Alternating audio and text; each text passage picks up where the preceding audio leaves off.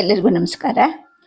S L Bhyrappa ಅವರ ಪರ್ವ ಕಾದಂಬರಿಯನ್ನು ಮುಂದುವರಿಸೋಣ. ಕೊನೆಯ ಅಧ್ಯಾಯಕ್ಕೆ ಬಂದಿದ್ದೀವಿ. ಈ ಕೊನೆಯ ಅಧ್ಯಾಯದ ವಿಶೇಷತೆ ಏನು ಅಂತಂದರೆ, ಇಲ್ಲಿವರೆಗೂ ಸ್ವಗತಗಳಾಗ್ತಾ ಹೋಯಿತು. ಅಂದರೆ ಒಬ್ಬೊಬ್ಬರೂ ಅಂದರೆ ಒಂದೊಂದು ಪಾತ್ರವು ಕಥೆಯನ್ನು ಅಥವಾ ಘಟನೆಯನ್ನು ತನಗೆ ತೋಚಿದ ಹಾಗೆ ಅಥವಾ ಅವರವ್ರಿಗೆ ತೋಚಿದ್ದನ್ನು ನಾವು ನಮಗೆ ತೋಚಿದ ರೀತಿ ಅರ್ಥ ಮಾಡ್ಕೊತಾ ಹೋದ್ವಿ. ಇನ್ನು ಈ ಕೊನೆಯ ಅಧ್ಯಾಯದಲ್ಲಿ ಎರಡೆರಡು ಮೂರು ಲೈನ್ಗಳಿಗೂ ಕೂಡ ಒಬ್ಬೊಬ್ರದ್ದು ಒಂದೊಂದು ಸ್ವಾಗತ ಬರ್ತಾ ಹೋಗುತ್ತೆ. ಅದರಲ್ಲಿ ಇರೋ ಹಾಗೆ ಓದ್ತಾ ಹೋಗ್ತೀನಿ. ದಯವಿಟ್ಟು ಎಲ್ಲರೂ ಈ ಪುಸ್ತಕವನ್ನು ಒಮ್ಮೆ ಓದಿ. ಕತೆಗೆ ಬರೋಣ. ಕಪ್ಪು ಮೋಡ ಎಲ್ಲ ಕಡೆನೂ ಕವುಚ್ಕೊಂಡಿರುತ್ತೆ. ಆಕಾಶವನ್ನು ಕೆಳಕ್ಕೆ ಜಗ್ಗಿ ದೊಡ್ಡ ಮರಗಳಿಗೆ ಮುಟ್ಟಿಸ್ತಾ ಇದೆಯೇನೋ ಅನ್ನೋ ಹಾಗೆ ಕಪ್ಪು ಮೋಡ ತುಂಬಿರುತ್ತೆ. ಚಳಿಗಾಲದ ಈ ಮಳೆ ಇವತ್ತು ಬೀಳೋದು ಖಂಡಿತ ಅಂತ ಎಲ್ಲರೂ ಕತ್ತೆತ್ತಿ ನೋಡ್ತಾ ಇರ್ತಾರೆ. ಆ ಸಮಯದಲ್ಲಿ ವಿದುರನ ಮನೆಯ ಒಳಕೋಣೆಯಲ್ಲಿ ಉತ್ತರೆ ಅಂದರೆ ಅಭಿಮನ್ಯುವಿನ ಹೆಂಡತಿಗೆ ಮಧ್ಯರಾತ್ರಿಯಿಂದ ಹೆರಿಗೆ ನೋವು ಶುರುವಾಗಿರುತ್ತೆ. ಇನ್ನು ಬೆಳಗಿನ ಹೊತ್ತು ಕುಂತಿಗೂ ಸಡಗರ. ಹೆರಿಗೆ ಮಾಡಿಸೋಕ್ಕೆ ಶುಶ್ರೂಷೆಯಲ್ಲಿ ನುರಿತರಾದಂತಹ ಇಬ್ಬರು ದಾಸಿಯರನ್ನು ವಿದುರ ಕರೆಸಿರ್ತಾನೆ. ಇನ್ನು ಅರಮನೆಯಲ್ಲಿ ವಿದ್ಯುಕ್ತವಾಗಿ ಸಿಂಹಾಸನವನ್ನು ಏರದೇ ಇದ್ದ ಧರ್ಮಜ ಹಸ್ತಿನಾವತಿಯ ಸಭಾಭವನದ ಒಂದು ಆಸನದಲ್ಲಿ ಕೂತ್ಕೊಂಡಿರ್ತಾನೆ. ಬಂದಂತಹ ಆಗಂತುಕರುಗಳನ್ನು ಒಳಗೆ ಬರಮಾಡ್ಕೊಳ್ತಾ ಇರ್ತಾನೆ. 3 ಜನ ಒಳಗೆ ಬರ್ತಾರೆ. ಬಂದವರು ಹೇಳ್ತಾರೆ, ರಾಜನ್ಗೆ ಆಶೀರ್ವಾದ ಮಾಡಿ ಕೂತ ನಂತರ ಹೇಳ್ತಾರೆ, ನನ್ನ ಹೆಸರು ಪುಲಹ ಅಂತ. ಕೃಷ್ಣದ್ವೈಪಾಯನರ ಆಶ್ರಮದಲ್ಲಿ ನಾನು ನಿರ್ವಾಹಕ ಆಗಿದ್ದೀನಿ. ಈ ಇಬ್ರು ಜಿಜ್ಞಾಸುಗಳು ಅಂತ ಹೇಳಿದಾಗ ಧರ್ಮಜ ಕೂತವನು ಎದ್ದು ನಿಂತ್ಕೊಳ್ತಾನೆ. ಮಧುಪರ್ಕಗಳನ್ನು ತನ್ನಿ ಅಂತ ಕೆಲಸದವ್ರಿಗೆ ಹೇಳ್ತಾನೆ. ಪರಮ ವೇದಜ್ಞರು ನಮಗೆ ತಾತಂದ್ರು ಆಗಿರುವಂತಹ ದ್ವೈಪಾಯನ ಮಹರ್ಷಿಗಳು ಕುಶಲವಾ ಅಂತ ಕೇಳ್ತಾನೆ. ಈ ಕಡೆ ವಿದುರನ ಮನೆ ಹತ್ರ ಸಣ್ಣ ಸಣ್ಣ ಹನಿಗಳಲ್ಲಿ ನೆನ್ಕೊಂಡು ಓಡ್ ಬಂದು ಹೆರಿಗೆ ಮಾಡಿಸುವಂತಹ ದಾಸಿಯರು ಕೋಣೆಗೆ ಹೋಗ್ತಾರೆ. ಎಷ್ಟೋ ದಿನದಿಂದ ನಿರೀಕ್ಷೆ ಹುಟ್ಟಿಸಿ ಆಟ ಆಡ್ತಿದ್ದ ಮೋಡಗಳು ಬರೀ ಸಣ್ಣ ಹನಿಗಳನ್ನು ಉದುರಿಸಿ ಚದುರು ಹೋಗುತ್ತೇನೋ ಅಂತ ಹಳ್ಳಿಗಳ ಜನರೆಲ್ಲ ಹೊರಗಡೆಗೆ ಬಂದು ಆಕಾಶವನ್ನು ನೋಡ್ತಾ ನಿಂತಿರ್ತಾರೆ. ಕವಿದ ಮೋಡದಿಂದ ಚಳಿ ಕಡಿಮೆ ಆಗಿರುತ್ತೆ. ಹೊದ್ದಿದ್ದಂತಹ ಕಂಬಳಿಗಳನ್ನು ತೆಗೆದು ತಮ್ಮ ತಮ್ಮ ಗುಡಿಸಲು ಅಥವಾ ಮನೆಗಳ ಒಳಗೆ ಎಸೆದು ಪರ್ಜನ್ಯ ಅಂತ ಜನ ಗಟ್ಟಿಯಾಗಿ ಕೂಕ್ಕೊಂತ ಇರ್ತಾರೆ. ಆ ಕಡೆ ಈಗ ಇನ್ನೊಂದು ಕಡೆ ಹೋಗ್ತಾ ಇದ್ದೀವಿ. ಅದು ಭೀಮನ್ ಕತೆ. ಮಹಾರಾಜ ಆ ಕಡೆಯಿಂದ ಬರುವಾಗ ದೊಡ್ಡ ಬಂಡೆಗಳ ಸಾಲು ಕಾಣಿಸ್ತು. ರಾಕ್ಷಸ ನಾಡಿಗೆ ಈ ಕಡೆಯಿಂದ ಗಡಿ ಗುರ್ತಲ್ವಾ ಅಂತ ನೀಲ ಕೇಳ್ತಾನೆ. ನೀಲ ಭೀಮನ ಆಪ್ತ. ಭೀಮನ ಕಿವಿಗೆ ತಗಲಿದ ಈ ಮಾತು ಒಳಗಿನ ಮನಸ್ಸನ್ನ ಮುಟ್ಟೋದಿಲ್ಲ. ನದಿಯಿಂದ ದಾಟಿದ್ದಂತೂ ಇಲ್ಲೇನೆ ಅನ್ನೋ ಗುರುತು ಅವನಿಗೆ ಸಿಕ್ಕತ್ತೆ. ಸುಮಾರು 30 ವರ್ಷ ಕಳೆದು ಹೋಯ್ತಲ್ವಾ ಇದೆಲ್ಲ ಆಗಿ ಅಂತ ಮಾಸಲು ನೆನಪನ್ನ ಮಾಡ್ಕೊಳ್ತಾನೆ. ಭಯ ಆತಂಕಗಳಲ್ಲಿ ಸುತ್ತಮುತ್ತ ನೋಡಿ ಗುರುತಿಟ್ಕೊಳ್ಳೋ ವ್ಯವಧಾನನೂ ಅವಾಗೆಲ್ಲಿತ್ತು ಅಂತ ಅನ್ಕೊಳ್ತಾನೆ. ಜೊತೆಗೇನೆ 6 ತಿಂಗಳಾಯ್ತಲ್ವಾ ಆ ಕಡೆಯಿಂದ ಬಂದು ಅನ್ನೋ ನೆನಪು ಉಕ್ಕಿ ಅವನಿಗೆ ನಾಚಿಕೆ ಆಗತ್ತೆ. ನಾನು ಕೇಳಕ್ಕೆ ಮೊದಲನೇ ಅವಳು ತನ್ನ ಮಗನನ್ನ ಕೊಟ್ಲು. ತನ್ನ ಇತರ ಅವು ನಿನ್ನ ಮಕ್ಕಳೇ, ನಾನು ಬೇರೆ ಮದುವೆ ಮಾಡ್ಕೊಂಡ್ಲಿಲ್ಲ ಅಂತ ಅನ್ಲಲ್ವಾ. ಈಗ ಹೋಗಿ ಅವಳು ಎದುರಿಗೆ ನಿಂತ್ಕೋಬೇಕು, ಮುಖ ಎತ್ತಬೇಕು. ಕಾಮ ಕಟಂಕಟಿ ಎದುರಿಗೆ ನಿಂತು ತನ್ನ ಗಂಡನನ್ನ ಏನು ಮಾಡಿದೆ ನೀನು ಅಂತ ಅಂದರೆ ನಾನು ಏನು ಹೇಳಬೇಕು? ಬರೀ ನಾಚಿಕೆ ಅಲ್ಲ ಇದು. ಒಳಗಿಂದ ಸಂಕಟ ಒತ್ತರಿಸ್ಕೊಂಡು ಬಂದು ಭೀಮನಿಗೆ ಏನು ಮಾತಾಡಬೇಕು ಮುಂದೆ ಅಂತ ದಾರಿ ತಿಳಿದಿರುವಂತಹ ಪರಿಸ್ಥಿತಿ ಉಂಟಾಗುತ್ತೆ ಅನ್ನಿಸ್ತಾ ಇರುತ್ತೆ. ಖಚಿತವಾಗಿ ಇಂಥ ದಿಕ್ಕು ಅಂತ ಕೂಡ ಗೊತ್ತಾಗದೆ ನೇರವಾಗಿ ದಕ್ಷಿಣಕ್ಕೋ ಅಥವಾ ಪೂರ್ವಕ್ಕೋ ಯಾವ ಕಡೆ ಹೋಗಬೇಕು ಅಂತ ಅನುಮಾನಿಸ್ತಾ ಇರಬೇಕಾದ್ರೆ ಕುದುರೆ ಮುಂದೆ ಹೋಗದೆ ಅಲ್ಲೇ ನಿಂತು ಬಿಡುತ್ತೆ. ಜೊತೆಗೆ ನೀಲನ ಕುದುರೆ ಕೂಡ ನಿಲ್ಲುತ್ತೆ. ಯಾಕೆ? ಯಾವುದಾದ್ರೂ ಹುಲಿ ಕಿರುಬದ ಸುಳಿವು ಹತ್ತಿದ್ಯಾ ಅಂತ ಹೇಳಿ ಭೀಮನಿಗನ್ಸುತ್ತೆ. ನೀಲ ಬಿಲ್ಲಿನ ಹೆದೆಯನ್ನು ಏರಿಸ್ಕೊಂಡಿರು, ಕುದುರೆ ಹೆಜ್ಜೆಯನ್ನು ಯಾಕೋ ಎತ್ತುತ್ತಾ ಇಲ್ಲ ನೋಡು ಅಂತ ಅಂದಾಗ ನೀಲ ಹೇಳ್ತಾನೆ, ಮಹಾರಾಜ ಎದುರಿಗೆ ನೋಡು, ದೂರದಲ್ಲಿ ಕಾಡು ಹೊತ್ತಿ ಉರಿತಾ ಇದೆ. ಬೆಂಕಿ ವಾಸನೆಗೆ ಅವು ಹೋಗ್ತಾ ಇಲ್ಲ. ಹಾಗೆ ಎಡಕ್ಕೂ ನೋಡು, ಬಲಕ್ಕೂ ನೋಡು, ಇಡೀ ಕಾಡು. ಗಾಳಿ ನಮ್ಮ ಕಡೆಯಿಂದ ಈ ಕಡೆಗೆ ಬೀಸ್ತಾ ಇದೆ ಅಂತ ಹೇಳಿದಾಗ ಭೀಮನ ಎದೆ ದಸಕ್ಕನ್ನುತ್ತೆ. ಚಳಿಗಾಲದಲ್ಲಿ ಎಂತಹ ಕಾಡುಕಿಚ್ಚು ಬರುತ್ತೆ ಯಾರೋ ಬೇಕಂತಲೇ ಬೆಂಕಿ ಹೊತ್ತಿಸಿದ್ದಾರೆ, ಮೃಗಗಳನ್ನ ಬೆದರಿಸ್ಲಿಕ್ಕೋ ಅಥವಾ ಜೇನುಗೂಡಿಗೆ ಉರಿ ತೋರ್ಸಕ್ಕೆ ಹೊರಟೋ ಏನೋ, ರಾಚಿ ಎಲ್ಲ ಹತ್ಕೊಂಡ್ಬಿಟ್ಟಿದೆ ಅಂತ ಭೀಮ ದಿಟ್ಟಿಸಿ ನೋಡ್ತಾನೆ ಕಾಡನ್ನ. ಬೆಂಕಿಯ ಚಿಟ ಉರಿಯ ಹೊಗೆ ಮಾತ್ರ ಅಲ್ಲದೆ ಆಕಾಶದ ತುಂಬ ನಿಜವಾದ ಮೋಡನ್ನು ತುಂಬಿಕೊಂಡಿರೋದು ಗೊತ್ತಾಗುತ್ತೆ. ಚಳಿಗಾಲದ ಮಳೆ ಬರಬಹುದು ಅಂತ ಅನಿಸಿ ಅವನಿಗೇನೋ ಒಂದು ರೀತಿಯ ಆತಂಕ ಪ್ರಾರಂಭ ಆಗುತ್ತೆ. ಅವನ ಮನಸ್ಸು ಮತ್ತೆ ಯುದ್ಧರಂಗದ ಕಡೆಗೆ ಹೋಗುತ್ತೆ. ಕರ್ಣ ಇವನು ತಮ್ಮನ ಮಗ ಅಂತ ಗೊತ್ತಿದ್ರು, ಇನ್ನೊಬ್ಬನ ಜೊತೆಗೆ ಅವನು ಹೋರಾಡ್ತಿದ್ರು ಕೂಡ ಅವನ ಕುತ್ತಿಗೆಯನ್ನು ನೀನು ಹ್ಯಾಕ್ ಕಡ್ದೆ ಅಂತ ಕೇಳ್ಕೊಳ್ಳೋ ಹಿಂದೆ ಹತ್ರನೇ ಇದ್ದ ನೆಲ ಹಿಡ್ದಿದ್ದ ನಾನು ನಿನಗೆ ಕಾಣ್ಲಿಲ್ವಾ? ಅಥವಾ ನಿನಗೆ ನನ್ನ ತಮ್ಮ ಅಂದ್ಬಿಟ್ಟು ನನ್ನ ಬಿಟ್ಬಿಟ್ಯಾ ಅಂತ ಹೊಗೆ ಅಲೆಗಳನ್ನು ಉಗುಳ್ತಾ ಆಕಾಶದ ಕಡೆ ಏರ್ತಾ ಇರೋ ಉರಿಯನ್ನ ನೋಡ್ಕೊಳ್ತಾನೆ. ಭೀಮ ಮನಸ್ಸಿನಲ್ಲಿ ಅಂದ್ಕೊಳ್ತಾನೆ, ಒಟ್ಟಿ ಉರಿಯುವಂತಹ ಕೊರಡುಗಳ ಮೇಲೆ ಮಲಗಿ ನೆಣವನ್ನ ಸುರಿಸ್ತಾ ತಾನು ಹೊತ್ಕೊಂಡು ಹೊಟ್ಟೋದ ಘಟೋದ್ಗಜ. ಸಾಲ ಕಟ್ಟಂಕಟಿಗೆ ನಿನಗೆ ಈಗಾಗಲೇ ಸುದ್ದಿ ಮುಟ್ಟಿದ್ಯೋ ಏನೋ, ಅಥವಾ ನಾನೇ ಇದನ್ನ ಬಾಯಿ ಬಿಟ್ಟು ಹೇಳಬೇಕಾಗುತ್ತೋ ಏನೋ ಅಂತ ಭೀಮ ಅಂದ್ಕೊಳ್ತಾನೆ. ತನಗೆ ತಿಳಿದ ಹಾಗೆ ಕುದುರೆಯಿಂದ ಕೆಳಗಡೆ ಇಳಿತಾನೆ. ನೀಲ, ಇಲ್ಲೇ ನಿಂತ್ಕೊಂಡು 2 ಕುದುರೆಗಳನ್ನು ಹಿಡ್ಕೊಂಡಿರು, ಬಿಲ್ಲು ಬಾಣಗಳು ಕೂಡ ಸಿದ್ಧವಾಗಿರ್ಲಿ, ನಾನು ಆ ಕಡೆಗೆ ನಡೆದೇ ಹೋಗ್ತೀನಿ ಅಂತ ಹೇಳಿಬಿಟ್ಟು ನೀಲನ ಉತ್ತರಕ್ಕೂ ಕಾಯ್ದೆ ಮುಂದೆ ನಡೀತಾ ಇರ್ತಾನೆ. ಬೆಳಗು ಏರ್ತಾ ಇದೆ ಅಲ್ವಾ, ಸೂರ್ಯ ಎಷ್ಟೆತ್ರ ಏರಿದಾನೆ, ಆಕಾಶ ಎಲ್ಲ ಕಪ್ಪು ಮೋಡ ಆಗಿದೆ. ಕೃಷಿ ಮಾಡೋ ನಿಶ್ಚಯನೇ ಇಲ್ಲದೆ ಇರಬೇಕಾದ್ರೆ ಮಳೆ ಯಾಕೆ ಬೇಕು ಅಂತ ಕೃಷಿಕರಲ್ಲಿ ಕೆಲವರು ಇವನ್ನ ಅಡ್ಡಗಟ್ಟಿ ಕೇಳ್ತಾರೆ. ಗೆಡ್ಡೆ ಗೆಣಸುಗಳಿಗಾದ್ರೂ ಮಳೆ ಬೇಕಲ್ವಾ ಅಂತ ಉತ್ತರ ಬರುತ್ತೆ. ಮತ್ತೆ ಕೆಲವರು ಹೇಳಿದ ನಂತರ ಅಡ್ಡಗಟ್ಟದವರು ಕೂಡ ಪರ್ಜನ್ಯ ಘೋಷದಲ್ಲಿ ತೊಡಕೊಳ್ತಾರೆ. ದುರ್ಯೋಧನ ಇಂತಹ ಅನೇಕ ಕೆಲಸಗಳನ್ನ ಮಾಡಿದಾನೆ.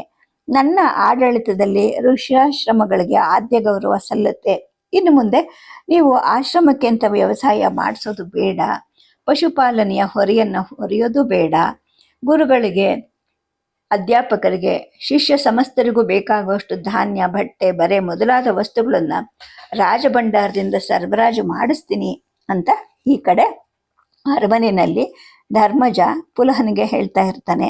ಪುಲಹನ ಮುಖವು ಅರಳುತ್ತೆ. ಸದ್ಯಕ್ಕೆ ಭಂಡಾರ ಖಾಲಿಯಾಗಿದೆ. ಉಗ್ರಾಣದಲ್ಲಿ ಅರಮನೆಯ ಉಪಯೋಗಕ್ಕೆ ದವಸ ಇಲ್ಲ. ಪರಿಸ್ಥಿತಿ ಸರಿಯಾದ ತಕ್ಷಣ ನಾನೇ ಸರಬರಾಜು ಮಾಡ್ತೀನಿ, ಮಹರ್ಷಿಗಳ ಸಮ್ಮುಖದಲ್ಲಿ ಬರ್ತೀನಿ, ವೇದದ ಅಂತರಾರ್ಥವನ್ನು ಕೇಳ್ತೀನಿ ಅಂತ ಅವ್ರಿಗೆ ಹೇಳಿ, ಹಾಗೆಯೇ ನಾಸ್ತಿಕರಲ್ಲಿ ಒಬ್ಬರಾದಂತಹ ವೃಷ ಅಲ್ಲಿ ಬಾಯಿ ಹಾಕ್ತಾನೆ.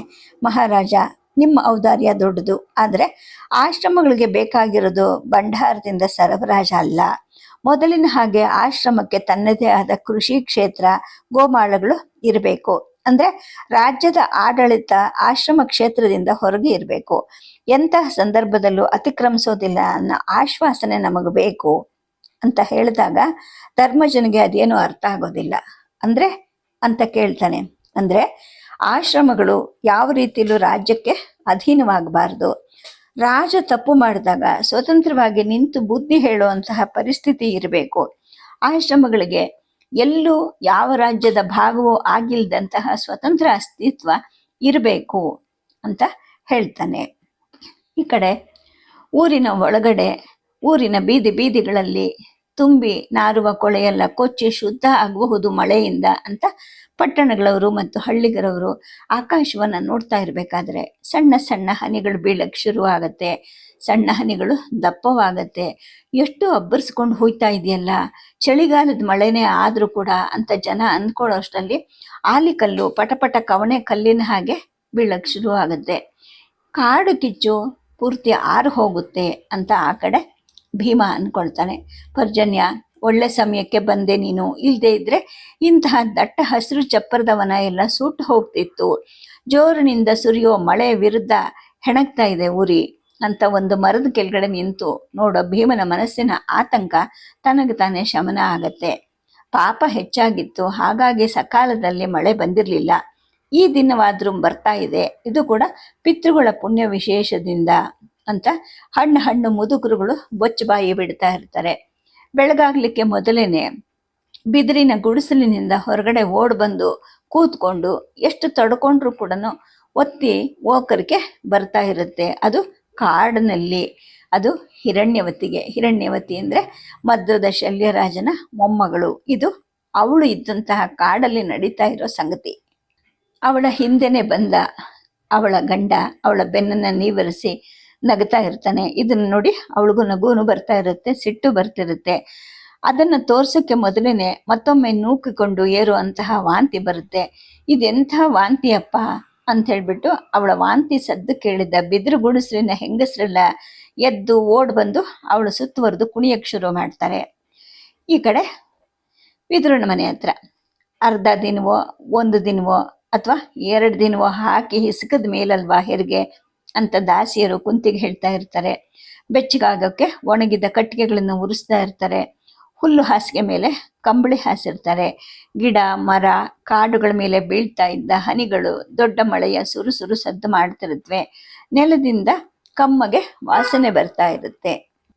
ಈ ಕಡೆ ಅರಮನೆಯಲ್ಲಿ ಧರ್ಮಜ ಆ ಬಂಧನದವ್ರನ್ನ ಕೇಳ್ತಾ ಇರ್ತಾನೆ. ಅಂದರೆ ಭೂಮಿಗೆ ಒಬ್ಬ ಆಡಳಿತಗಾರ ಇರಬೇಕು, 2 ಅಂತ. ಆಗ ನಾಸ್ತಿಕನಾದ ಅನರಣ್ಯ ಹೇಳ್ತಾನೆ, ಬ್ರಾಹ್ಮಣರಿಗೆ ಬುಧದೇವನೇ ರಾಜ. ಈ ಭೂಮಿಯ ರಾಜನಿಗೆ ತಮ್ಮನ್ನ ಯಾವ ವಿಧದಲ್ಲೂ ನಿಯಂತ್ರಿಸೋ ಅಧಿಕಾರ ಇಲ್ಲ ಅಂತ ಅವರೆಲ್ಲ ಹೇಳ್ತಾರೆ. ಬುಧ ಗಿದ ಅನ್ನೋ ಪುರಾಣ ಕಲ್ಪನೆಗಳಲ್ಲಿ ನಮಗೆ ನಂಬಿಕೆ ಇಲ್ಲ. ಆದರೆ ಜಿಜ್ಞಾಸೆಗಳು ಅನ್ನಕ್ಕ ರಾಜನ ಹಂಗಲ್ಲಿ ಬೀಳಬಾರ್ದು ಅನ್ನೋದು ನಮ್ಮ ಇಚ್ಛೆ ಅಂತ ಹೇಳ್ತಾನೆ. ಹೊರಗಡೆ ಮಿಂಚಿದ ಹಾಗೆ ಅನ್ಸುತ್ತೆ. ಮಳೆ ಬರಲಿ ಅನ್ನೋ ಆಸೆಯಿಂದ ಧರ್ಮಜ ಕಿಟಕಿಯಿಂದ ಹೊರಗೆ ನೋಡ್ತಾನೆ. ಪುನಃ ಪರ್ಜನ್ಯ ಸ್ತುತಿ ಮಾಡೋಕ್ಕೆ ಪ್ರಾರಂಭ ಮಾಡ್ತಾನೆ. ವೃಷ ಮತ್ತು ಅನರಣ್ಯರು ಮುಗುಳ್ನಗ್ತಾ ಇರ್ತಾರೆ. ಅದನ್ನು ನೋಡಿ ಪುಲಹನಿಗೂ ಕೂಡ ಸಿಟ್ಟು ಬರುತ್ತೆ. ಮತ್ತೊಂದು ಕಡೆ ಸಮುದ್ರದ ಅಲೆಗಳು ಇದ್ದಕ್ಕಿದ್ದ ಹಾಗೆ ಜೋರಾಗಿ ಮರಳು ದಂಡೆಗೆ ಎದ್ದು ಹೊಡಿಲಿಕ್ಕೆ ಶುರುವಾಗುತ್ತವೆ. ಆಕಾಶದಲ್ಲಿ ಕಪ್ಪು ಮೋಡ ತುಂಬಿರುತ್ತೆ. ಗಂಗೆಯ ದಡದಲ್ಲಿ ಕೂತಿದ್ದ ಅರ್ಜುನ ನೀರಿನಲ್ಲಿ ತನ್ನನ್ನು ತಾನು ನೋಡ್ಕೊಳ್ತಾನೆ. ಮಧ್ಯ ಮಧ್ಯ ಬೀಳೋ ಹನಿಗಳಿಗೆ ನೀರಿನ ಕನ್ನಡಿ ಕದಲ್ತಾ ಇರುತ್ತೆ. ಗಾಯಗಳೆಲ್ಲ ಮಾಯ್ದ್ರೂ ಕೂಡ ಮುಖದ ತುಂಬ ಆಗಿರೋ ಕಲೆಗಳು ಎದ್ದು ಕಾಣುತ್ತವೆ. ನದಿ ದಂಡೆಯ ದೊಡ್ಡ ದೊಡ್ಡ ಜೊಂಡುಗಳ ಗುಂಪಿನ ಮೊರತ ದಿಣ್ಣೆಯ ಮೇಲಿದ್ದ ಮನೆಯಲ್ಲಿದ್ದ ಕುಂತಿ ಕಿವಿಗೂ ಬೀಳುತ್ತೆ. ಆ ಮನೆಯ ಜಗಲಿ ಮೇಲೆ ಕೋಣೆಯ ಗೋಡೆಯ ಒರಗಿಸಿಟ್ಟಿದ್ದ ತಾನು ತೋಳನ್ನು ನೆತ್ತಿ ಮೇಲೆ ಎತ್ತಿ ಹಿಡಿದ್ರೆ ಆಗುವಷ್ಟು ಉದ್ದದ ಲೋಹದ ಬಿಲ್ಲು ಹೊಳಪು ಹೋಗಿ ಮಾಸ್ಲಾಗಿರದೆ ಅಂತ ಅರ್ಜುನನಿಗೆ ನೆನಪಾಗತ್ತೆ. ಮಳೆಯಲ್ಲಿ ತೊಳೆದ್ರೆ ಕೊಳೆ ಹೋಗುತ್ತೆ, ಹೊಳಪು ಬರುತ್ತೆ ಅಂತ ಅನಿಸಿ ಅವನು ಮೆಟ್ಲು ಹತ್ತಿ ಅದನ್ನು ಎತ್ತಿ ತಂದು ಹೊರಗಿನ ಮೆಟ್ಟಲ ಮೇಲೆ ಇಡ್ತಾನೆ. ಮಹಾರಾಜ, ಯುದ್ಧಕ್ಕೆ ಯಾರು ದವಸ ಕೊಡಬಾರ್ದು ಅಂತ ಕೃಷಿಕರಿಗೆ ಹೇಳಿ ಸಂಘಟಿಸೋದ್ರಲ್ಲಿ ರಾಜದಳದ ಜನ ನಮ್ಮ ಮೇಲೆ ಬಿದ್ದರು. ನಮ್ಮ ಆಶ್ರಮದ ದವಸದ ಕೆಲವು ಭಾಗಗಳನ್ನು ದಕ್ಸಿ ತರೋದ್ರಲ್ಲಿ ಈ 2 ನಮಗೆ ನೆರವಾಗಿದ್ದಾರೆ. ಆದರೆ ಇವರಿಗೆ ಯಾವುದ್ರಲ್ಲೂ ಶ್ರದ್ಧೆ ಇಲ್ಲ ಅಂದ್ಬಿಟ್ಟು ಈ ಕಡೆ ಅರಮನೆಯಲ್ಲಿ ಪುನಃ ಧರ್ಮಜನ್ಗೆ ಹೇಳ್ತಾ ಇರ್ತಾನೆ. ನನ್ನ ಧರ್ಮಶ್ರದ್ಧೆಯನ್ನು ಇವ್ರು ನಂಬೋದಿಲ್ವಾ ಅಂತ ಶಾಂತ ಮುಖಭಾವದಿಂದಲೇ ಧರ್ಮಜ ಹೇಳಿದ್ರು ಕೂಡ ಅವನ ಧ್ವನಿಯಲ್ಲಿ ಬಿಸಿ ಇರುತ್ತೆ.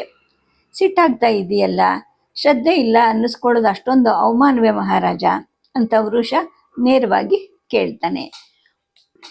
ಆ ಕಡೆ ಹೊರಗಡೆ ಗುಡುಗು ಬರ್ತಾ ಇರುತ್ತೆ. ಹಾವಿನ ಹಾಗೆ ಹರಿಯೋ ಮಿಂಚು ಬರ್ತಾ ಇರುತ್ತೆ. ಹೊಲಿದ ಚಕ್ಕಳದಿಂದ ಮುಚ್ಚಿದ 2 ಗಾಡಿಗಳು ಜೋರು ಮಳೆ ಬಿದ್ದರೂ ಕೂಡ ಹಳ್ಳ ಕಟ್ಟಿದ ದಿಣ್ಣೆ ಮೇಲೆ ನಿಂತಿರುತ್ತವೆ. ಒಂದು ಗಾಡಿ ಒಳಗಡೆ ಹೆರಿಗೆ ನೋವು ಶುರುವಾಗಿರೋ ಒಬ್ಬ ಸೊಸೆ ಇರ್ತಾಳೆ. ಅವಳ ಸೊಂಟವನ್ನು ನೀವ್ತಾ ಅವಳ ಅತ್ತೆ ಕೂತಿರ್ತಾಳೆ. ಪಕ್ಕದ ಗಾಡಿಯಲ್ಲಿ ಚಿಕ್ಕ ಮೊಮ್ಮಕ್ಕಳನ್ನ ಕೂರಿಸ್ಕೊಂಡು ಅಜ್ಜ ಕೂತಿರ್ತಾನೆ. ಊರೊಳಗಡೆ ಕುಲುಮೆ ಕಾಯಿಸ್ತಿರಬಹುದು, ಹೋಗಿ ಕರ್ಕೊಂಬ ಅಂತ ಮುದುಕಿ ಗಂಡನಿಗೆ ಕೂಗಿ ಹೇಳ್ತಾಳೆ. ಆ ಮುದುಕ ಓಡ್ತಾನೆ. ಅದು ಸಣ್ಣ ಹನಿ ಮಳೆಯಲ್ಲಿ. ಎಷ್ಟು ದಪ್ಪಕ್ಕೆ ಬೆಟ್ಟಗಳ ಹಂಗೆ ಹೇಳ್ತಾ ಇದೆಯಲ್ಲ ಅಲೆಗಳು ಅಂತ ಈ ಕಡೆ ಕೃಷ್ಣ ಸಮುದ್ರವನ್ನ ನೋಡ್ತಾ ಅನ್ಕೊಳ್ತಾನೆ. ಪ್ರಹರಿ, ಓಡ್ ಹೋಗಿ ವಿದುರ ಚಿಕ್ಕಪ್ಪನನ್ನ ಕರ್ಕೊಂಡ್ ಬಾ. ನಡುವೆ ಜೋರು ಮಳೆ ಶುರು ಆದ್ರೆ ಗೊಂಗಡಿ ಕವುಚ್ಕೊಂಡಾದ್ರೂ ಓಡ್ ಬರೋಕ್ಕೆ ಹೇಳು ಅಂತ ಧರ್ಮಜ ತನ್ನ ಪ್ರಹರಿಗೆ ಅಪ್ಪಣೆ ಮಾಡ್ತಾನೆ. ಈ ಕಡೆ ಒಳಕೋಣೆಯಲ್ಲಿ ನರಳೋ ಸೊಸೆ ಉತ್ತರೆಯ ನೋವನ್ನ ಆಲಿಸ್ತಾ ಇದ್ದಂತಹ ಸುಭದ್ರೆಗೆ ತನ್ನ ಮಗ ಅಭಿಮನ್ಯುವಿನ ಶಿಶುರೂಪ ನೆನಪಿಗೆ ಬರುತ್ತೆ. ಈ ಕಡೆ ನಮ್ಮ ಕಾಡಿಗೆ ಬೆಂಕಿ ಬಿದ್ದಿದೆ, ಒಂದೇ ಸಲಕ್ಕೆ ಸುತ್ತಲಿಂದ ಹೊತ್ಕೊಳ್ಳುತ್ತೆ ಈ ಚಳಿಗಾಲದಲ್ಲಿ ಅಂತ ಹೇಳ್ಬಿಟ್ಟು ಹಿರಣ್ಯವತಿ ಇದ್ದಂತಹ ಕಾಡಲ್ಲಿದ್ದ ಗಂಡಸರು ಬಿಲ್ಲು ಬಾಣಗಳನ್ನು ಹಿಡ್ಕೊಳ್ತಾರೆ. ಹೆಂಗಸರು ಮಕ್ಕಳನ್ನ ಬೆನ್ನಿಗೆ ಕಟ್ಕೊಂಡು ಉತ್ತರಕ್ಕೆ ನಡೀರಿ, ಆ ಕಡೆ ಊರಿ ಕಾಣೋದಿಲ್ಲ, ಹೊಗೆ ಕಾಣಿಸ್ತಾ ಇಲ್ಲ ಅಂತ ಹೇಳ್ತಾರೆ. ಹೆಂಗಸರು ಕೈಯಲ್ಲಿ ಬಿಲ್ಲು ಬಾಣ ಹಿಡ್ಕೊಂಡಿರ್ತಾರೆ. ಹಿರಣ್ಯವತಿ ಬಿಲ್ ಹೊಡೆಯೋದನ್ನ ನೀನು ಕಲ್ತಿಲ್ವೇನೋ ಅಂತ ಅಂತಾರೆ. ನಮ್ಮ ಕಾಡಿಗೆ ಯಾವತ್ತೂ ಕಿಚ್ಚು ಬಿದ್ದಿರಲಿಲ್ಲ ಅಂತ ಅಂತಾರೆ. ಹೊಗೆ ವಾಸನೆ ಬರ್ತಾ ಇರುತ್ತೆ. ಹೆಜ್ಜೆಗೆ ಸಿಕ್ಕುವ ಒಣ ಎಲೆಗಳ ಬುರುಬುರು ಸದ್ದು ಕೇಳಿಸ್ತಾ ಇರುತ್ತೆ. ಹನಿಗಳು ಉದುರಕ್ಕೆ ಶುರು ಆಗತ್ತೆ. ಪಟಪಟನೆ ಬೀಳೋ ಹನಿಗಳಿಂದ ನದಿಯ ಮೇಲ್ಮೈ ಒಡೆದು ಛಿದ್ರ ಆಗ್ತಿರುತ್ತೆ. ಈ ಕಡೆ ಮತ್ತೆ ಬಲಭಾಗದ ಅಷ್ಟು ದೂರದಲ್ಲಿ ದ್ರೌಪದಿ ನಿಂತ್ಕೊಂಡಿರ್ತಾಳೆ. ದ್ರೌಪದಿ, ಮಳೆಲಿ ಯಾಕೆ ನಿಂತ್ಕೊಂಡಿದ್ಯಾ? ಚಳಿಗಾಲದ ಮಳೆ, ಮೇಲ್ನಡಿ ಅಂತ ಅರ್ಜುನ ಹೇಳ್ತಾನೆ. ಆಗ್ಲೂ ಅವಳು ತಿರುಗಿ ಕೂಡ ನೋಡೋದಿಲ್ಲ. ಕಪ್ಪು ಮೋಡದ ಬಣ್ಣವನ್ನ ತುಂಬಿಕೊಂಡ ನದಿಯನ್ನೇ ನೋಡ್ತಾ ನಿಂತಿರ್ತಾಳೆ. ಮುಖದ ತುಂಬ ಏನೋ ಒಂದು ರೀತಿಯ ಉಪೇಕ್ಷೆ ಇರುತ್ತೆ. ಅರ್ಜುನ ಕಸಿವಿಸಿಯಿಂದ ಮೆಟ್ಟಲು ಹತ್ತಿ ಜಗಲಿ ಮೇಲೆ ಕೂರ್ತಾನೆ. ಏದುಸಿರು ಬರುತ್ತೆ ಅವನಿಗೆ. ಕೃಷ್ಣನ ಮನಸ್ಸಿನಲ್ಲಿ ಈ ಕಡೆ ಅಲೆಗಳು ವಿರುದ್ಧ ಗತಿಯಲ್ಲಿ ಎದ್ದು ಎದ್ದು ಬಡಿತಾ ಇರುತ್ತವೆ. ವಿದುರ ಜೊಂಡು ಹುಲ್ಲಿಂದ ಮಾಡಿದ ಗೊಂಗಡಿ ಕವುಚ್ಕೊಂಡು ಹೊರಡ್ತಾನೆ. ಅರ್ಜುನನ ಲೋಹದ ಬಿಲ್ಲು ನೆನೀತಾ ಇರುತ್ತೆ. ಅದನ್ನ ನೋಡ್ತಾ ನಿಂತ್ಕೊಳ್ಳೋ ಅರ್ಜುನನ್ಗೆ ಎದುರುಗಡೆ ಜಗಲಿ ಮೇಲೆ ಕೂತಿರೋ ಸುಭದ್ರೆ ಕಾಣೋದಿಲ್ಲ. ಅರ್ಜುನ ನಿಟ್ಟುಸಿರು ಬಿಡ್ತಾನೆ. ಒಳಗಡೆಯಿಂದ ಮಗುವಿನ ಅಳುವಿನ ಸದ್ದು ಕೇಳುತ್ತಾ ಅಂತ ಕುಂತಿ ಕಿವಿಗೊಟ್ಟು ಆಲಿಸ್ತಾಳೆ. ಆದ್ರೆ ಮಳೆ ಜೋರಾಗಿ ಬರ್ರೋ ಅನ್ನೋ ಸದ್ದು ಸುತ್ತಲಿಂದ ಬಂದು ಮುಚ್ಕೊಳ್ಳುತ್ತೆ. ಈ ಕಡೆ ಸುರಿಯೋ ಮಳೆಯಲ್ಲಿ ಆ ಲೋಹಕಾರ ಓಡೋಡಿ ಬರ್ತಾನೆ. ಗಾಡಿಯ ಚಕ್ಕಳದ ಹೊದಿಕೆ ಸಂದಿನಲ್ಲಿ ತಲೆ ಹಾಕ್ತಾನೆ. ನೀನು ಒಳಗೆ ನೋಡಬಾರ್ದು, ಹೆರಿಗೆ ನೋವು, ಎಲ್ಲಾದ್ರೂ ಹೋಗಿ ಬೆಚ್ಚಗೆ ಒಂದು ಬುದ್ದಲಿ ಸೀರೆ ತಗೊಂಡ್ ಬಾ ಅಂತ ತಾಯಿ ಕೂಗ್ತಾಳೆ. ಅವನು ದಪ ದಪ ಓಡ್ತಾನೆ. ಮಹಾರಾಜ, ಇದು ನಿಲ್ಲೋ ಮಳೆ ಅಲ್ಲ. ಚಳಿಗಾಲದಲ್ಲಿ ಹೀಗೆ ದೋಗುಟ್ಟಿ ಸುರಿಯೋದನ್ನ ನಾ ಯಾವತ್ತೂ ನೋಡೇ ಇರಲಿಲ್ಲ. ಈಗ ಯಾವ ಕಡೆ ತಿರುಗೋಕ್ಕೂ ಉಪಾಯ ಇಲ್ಲ ಅಂತ ಹೇಳ್ಬಿಟ್ಟು ನೀಲ ಹೇಳ್ತಾನೆ. ಎದುರುಗಡೆ ಬರ್ತದ ಅಂದ್ರೆ ಅಲ್ಲಿ ನಿಂತಿದ್ದಂತಹ 2 ಕುದುರೆಗಳು ಕೂಡ ನಡುಗತ್ವೆ. ಚೆಂಡಿನಷ್ಟು ದಪ್ಪ ಹನಿಗಳು ಬೀಳ್ತಾ ಇರುತ್ತವೆ, ಆಲಿಕಲ್ಲುಗಳು. ಆಗ ಇದ್ದಕ್ಕಿದ್ದ ಹಾಗೆ ಭೀಮನ ಮನಸ್ಸಿನಲ್ಲಿ ಏನೋ ಒತ್ತುಕೊಂಡು ಬರುತ್ತೆ. ನೀಲ, ನನಗೆ ಶೀತ ಗೀತ ಏನೂ ಆಗೋದಿಲ್ಲ. ಈ ಕಂಬಳಿ ಹೊತ್ಕೊಂಡು ನಾನು ನುಗ್ಗಿ ನಡೀತೀನಿ. ಈಗ ದಿಕ್ಕು ಹೊಳಿತಾ ಇದೆ, ನೀನು ಇಲ್ಲೇ ಇರು ಅಂತ ಹೇಳ್ಬಿಟ್ಟು ತಲೆ, ಭುಜ, ಬೆನ್ನುಗಳಿಗೆ ಕರಿ ಕಂಬಳಿಯನ್ನು ಹೊದ್ಕೊಂಡು ಚರ್ಮದ ಪಾದರಕ್ಷೆಯನ್ನ ಹುರಿಯನ್ನ ಬಿಗಿ ಮಾಡಿಕೊಂಡು ಚಪ್ ಚಪ್ ಅಂತ ನೀರಲ್ಲಿ ಮುಂದೆನೆ ನಡೀತಾನೆ. ಈ ಕಡೆ ಕೃಷ್ಣ ಒಂಟಿಯಾಗಿ ಕೂತಿರ್ತಾನೆ, ಅಲೆಗಳನ್ನು ದಿಟ್ಟಿಸ್ತಾ ಇರ್ತಾನೆ. ನಿನ್ನ ಅರ್ಜುನ ಭೂರಿಶ್ರವನನ್ನ ಮೋಸದಿಂದ ಕೊಲ್ಲಲಿಲ್ವೇನೋ? ನೀನು ಕೃಷ್ಣ ಶತ್ರುಗಳ ಕಡೆ ಸೇರ್ಕೊಂಡು ನಮ್ಮ ಯಾದವ ಸೈನ್ಯವನ್ನೆಲ್ಲ ಕೊಲ್ಲಿಸ್ಲಿಲ್ವೇನೋ ಅಂತ ಯುಧಾನ ಕೃತವರ್ಮನ ಮೇಲೆ ಹಾಯ್ತಾ ಇರ್ತಾನೆ. ಕೃಷ್ಣ ನನ್ನ ಮಗಳು ವತ್ಸಲೆಯನ್ನ ತನಗೆ ಕೊಡ್ಲಿಲ್ಲ ಅನ್ನೋ ಸೇಡಿನಿಂದ ಆ ಅಭಿಮನ್ಯು ಲಕ್ಷ್ಮಣನನ್ನ ಕೊಂದ. ಅವಳನ್ನ ವಿಧವೆ ಮಾಡ್ಲಿಲ್ವಾ? ನನ್ನ ಮನೆ ಅನ್ನ ತಿಂದ ಪಾಪಿಗೆ ತಕ್ಕ ಶಿಕ್ಷೆ ಆಯಿತು ಅಂತ ಬಲರಾಮ ಹೇಳ್ತಾ ಇರ್ತಾನೆ. ಕೃಷ್ಣ ಬಲರಾಮನ ಮುಖವನ್ನೇ ನೋಡ್ತಾ ಇರ್ತಾನೆ. ಮುಖ ಏನ್ ನೋಡ್ತಿದ್ಯಾ, ನೀನ್ ತಂತ್ರಗಾರ ಅಂತ ಬಲರಾಮ ಕೃಷ್ಣನನ್ನ ಬೈತಾ ಇರ್ತಾನೆ. ಬಲರಾಮನ ಮುಖ ಸಮುದ್ರದ ಮೇಲಿನಿಂದ ಬಂದ ಮಧ್ಯದಿಂದ ಕೆಂಪು ಕಾಣಿಸ್ತಾ ಇರುತ್ತೆ. ಈ ಕಡೆ ದ್ರೌಪದಿ ನಿಧಾನವಾಗಿ ಮೆಟ್ಲುಗಳನ್ನು ಹತ್ತಿ ಮೇಲ್ ಬರ್ತಾಳೆ. ಅರ್ಧ ಕೆದರಿದ ಕೂದಲಿಂದ ನೀರು ಹರಿತಾ ಇರುತ್ತೆ. ನೆನೆದು ಹರಿಯೋ ಮುಖದಲ್ಲಿ ಒಂಟಿತನ ಎದ್ದು ಕಾಣಿಸ್ತಿರುತ್ತೆ. ಅರ್ಜುನ ನದಿ ಕಡೆಗೆ ನೋಡ್ತಾ ಇರ್ತಾನೆ. ಕಪ್ಪು ಮೋಡದಿಂದ ಸುರಿಯೋ ಬಿಳಿ ಮಳೆ ಕಪ್ಪು ನದಿಯನ್ನ ಚಿತ್ರ ವಿಚಿತ್ರ ಮಾಡ್ತಾ ಇರೋ ಹಾಗೆ ಅನ್ಸುತ್ತೆ. ಮಳೆ ಮೋಡವನ್ನ ನೋಡಕ್ಕೆ ಹೊರಗಡೆಗೆ ಬಂದಿದ್ದ ಅಂದ್ರೆ ಈ ಕಡೆ ಸೂತಕೇರಿಯ ಹೆಂಗಸರಿಗೆ ನಿಂತಲ್ಲೇನೆ ಹೊಟ್ಟೆ ತೊಳಸಿ ವಾಂತಿ ಮಾಡ್ಲಿಕ್ಕೆ ಶುರು ಮಾಡ್ಕೊಂತಾರೆ ಎಲ್ರು. ಒಬ್ಬೊಬ್ಬಳ ಹೊಟ್ಟೆಯಲ್ಲೂ 100 ಮಕ್ಕಳು ಒಟ್ಟೊಟ್ಟಿಗೆ ಹುಟ್ಟುತ್ತವೆ ಅನ್ಸುತ್ತೆ ಈ ಸಲ.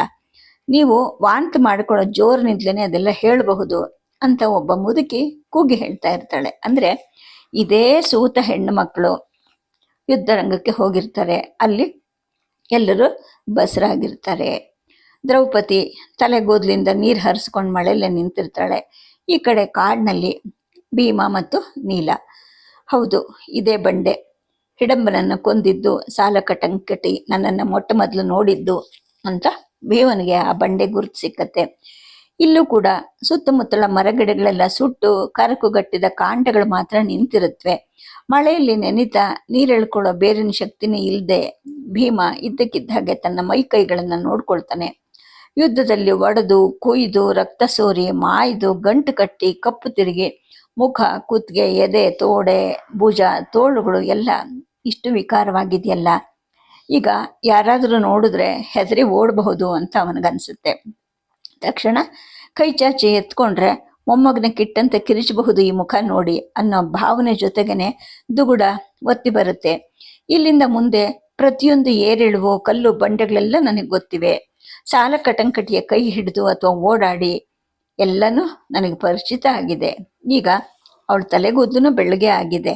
ಮಕ್ಕಳೆಲ್ಲ ಸತ್ತ ಸುದ್ದಿ ತಿಳಿದಿದೆಯೋ ಇಲ್ವೋ, ಅಥವಾ ನಾನೇ ಎದುರು ನಿಂತು ಹೇಳಬೇಕಾ ಅನಿಸಿ ನೆನೆದು ಜಾರುವಂತಹ ನೆಲವನ್ನು ನೋಡಿಕೊಂಡು ಭೀಮ ನಡೀತಾನೆ.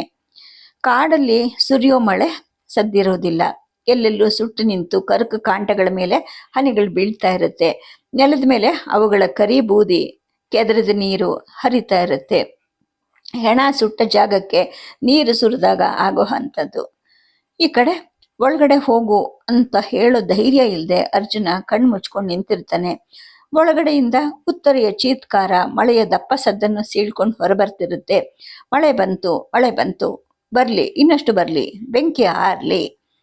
ಇದಂ ವಚಃ ಪರ್ಜನ್ಯಾಯ ಸ್ವರಾಜೆ ಹೃದೋ ಅಸ್ತಂತರಂ ತಜ್ಜೋಜ್ಯೋಷತ್ ಅಂತ ಹಿರಣ್ಯವತಿ ಆ ಕಡೆ ಕಾಡಿನಲ್ಲಿ ಗಟ್ಟಿಯಾಗಿ ಘೋಷಣೆ ಮಾಡ್ತಾ ಇರ್ತಾಳೆ. ಸುರುಗುಟ್ತಾ ಎಲೆಗಳ ಮೇಲೆ ಬೀಳೋ ಹನಿಗಳ ಸದ್ದನ್ನು ಭೇದಿಸ್ಕೊಂಡು ಮೋಡಕ್ಕೆ ಕೇಳಿಸೋ ಹಾಗೆ, ಏಯ್ ಓಡೋದ್ ಬಿಟ್ಟಿದ್ದೇನು ಹೀಗೆ ಕೂಗ್ತಾ ಇದೆಯಾ, ಜೋರಾಗಿ ಮಳೆ ಬರೆಸೋ ಮಂತ್ರ ಅಂತ ಆಕೆ ಹೇಳ್ತಾಳೆ. ಇದನ್ನು ಹೇಳಿದ್ರೆ ಆಕಾಶದಿಂದ ದಡಬಡ ಅಂತ ಮಳೆ ಸುರಿಯುತ್ತೆ, ಕಾಡು ಕಿಚ್ಚು ಆರುತ್ತೆ ಅಂತ ಆಕೆ ಹೇಳ್ತಾಳೆ. ಮಳೆ ಬಂತು, ಜೋರು ಮಳೆ ದಡ ದಡ ಬರುತ್ತೆ.